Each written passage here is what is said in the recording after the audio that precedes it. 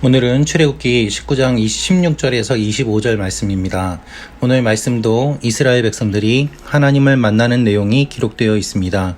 3일째 되는 날 아침이 되었습니다. 천둥 번개가 치고 빽빽한 구름이 산 위를 덮었습니다. 그리고 우렁차게 나팔 소리가 들립니다.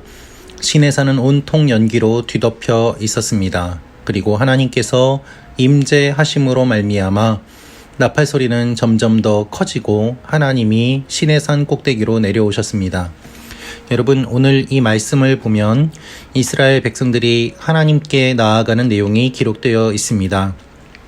그러나 또한 오늘 말씀을 통해서 우리가 볼 수 있는 것은 하나님께서 이스라엘 백성들이 있는 곳으로 내려오셨다는 것입니다. 한번 생각해 보십시오. 인간이 하나님을 만나기 위해 올라가는 그 거리가 더 가깝습니까? 아니면 하나님께서 내려오신 거리가 더 가깝습니까? 주님께서는 친히 이 땅에 오셔서 하나님의 백성들을 만나 주십니다. 인간의 노력으로 하나님께 나아가는 것이 아니라 하나님께서 친히 찾아오셔서 인간을 만나 주시는 내용이 기록되어 있는 것입니다. 이것이 놀라운 하나님의 은혜입니다. 여러분, 하나님께 우리가 나아가지만 실제로는 하나님께서 우리에게 찾아오시기 때문에 우리가 하나님께 나아가는 일이 가능합니다. 우리가 하나님께 나아가는 것은 먼저 하나님께서 허락하셨기 때문이고, 먼저 하나님께서 찾아오셨기 때문이고, 먼저 하나님께서 임재하시기 때문입니다. 우리는 지내다 보면 하나님을 우리 마음대로 부리려고 생각할 때가 많이 있습니다. 하나님을 내 마음대로 움직이려고 하고, 하나님을 내가 원하는 대로 조종하려고 하고, 내가 원하는 것을 내놓으라고 시키기도 합니다. 그러나 그 모든 것들은 교만한 모습입니다. 하나님께서 우리에게 은혜를 주시지 않으면 우리는 하나님께로 나아갈 수 없고, 하나님께서 우리에게 말씀하시지 않으면 우리는 들을 수가 없습니다. 그러므로 영적인 분별력을 우리는 가져야만 합니다. 어떤 사람들은 미혹하며 자신이 하나님의 음성을 들었다고도 하고, 또한 하나님과 친밀하다고도 하면서 사람들을 조종하려고 하기도 합니다. 그들은 모두 다 잘못된 것입니다. 하나님께서는 분명하게 하나님의 백성들 가운데 임재하십니다. 여러분 한 분 한 분의 삶 가운데 하나님께서 임재하시고 또한 말씀하십니다. 그러나 하나님께서 임재하심과 동시에 백성들이 하나님을 만나려고 몰려들다가 많이 죽을지도 모르기 때문에 스스로 거룩해야 됨을 주님께서 말씀하시고 계십니다.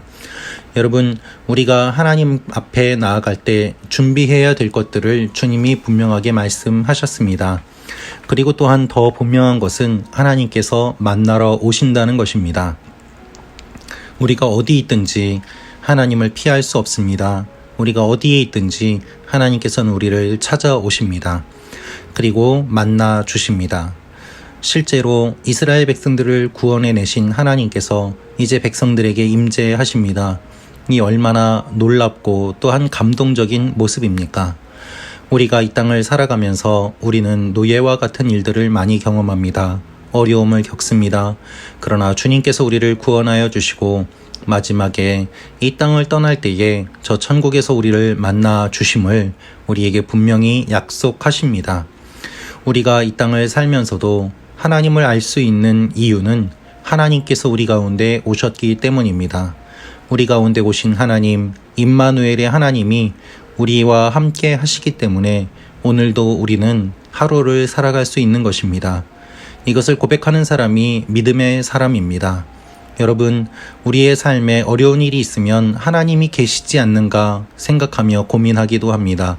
그러나 분명히 하나님은 함께 하십니다. 그리고 말씀하십니다. 하나님께서 임재하십니다. 이 사실을 기억하십시오.